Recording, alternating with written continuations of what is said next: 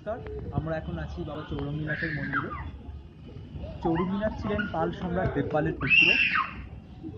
এটি ছিল ওনার সাধন ক্ষেত্র। আমরা এখন সেই পবিত্র সাধন স্থলে আছি। আসুন আপনাদেরকে দেখাই।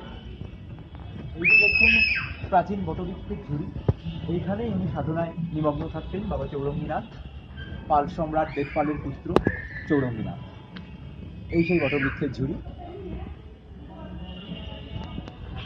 এই হচ্ছে ওনার সমাধিক্ষেত্র, যেখানে উনি শায়িত আছেন। এই সেই জায়গা। এইদিকে আসুন। এই হচ্ছে সেই হোমকুণ্ড, যেখানে হোম হয়।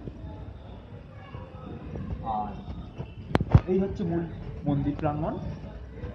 সামনেই শায়িত আছেন বাবা চৌরঙ্গীনাথ, ওনার সমাধিক্ষেত্র। এইদিকে দেখতে পাচ্ছেন সিঁদুর চঞ্চন চর্চিত হনুমান মূর্তি। এইদিকে দেখতে পাচ্ছেন সামনেই বজরংবলীর মূর্তি এবং রাম সীতা লক্ষণের মূর্তি। আর এই হচ্ছে মা দুর্গার বিগ্রহ। এটি একেবারেই নতুন নব্যভাবে স্থাপন করা হয়েছে। মহানগরীর বুকে এরকম একটি ঐতিহাসিক এবং ধর্মীয় স্থানের অস্তিত্ব সত্যি অকল্পনীয়। কজন জানেন আজ বাবা চৌরঙ্গীনাথের কথা? কজন জানেন পাল সম্রাট দেবপালের পুত্র চৌরঙ্গীনাথের কথা?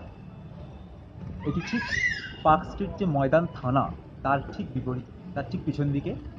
যদি কখনো কর্মসূত্রে এখানে আসেন, অবশ্যই দর্শন করে যাবেন বাবা চৌরঙ্গীনাথের সমাধিক্ষেত্রকে, তার সমাধি মন্দির।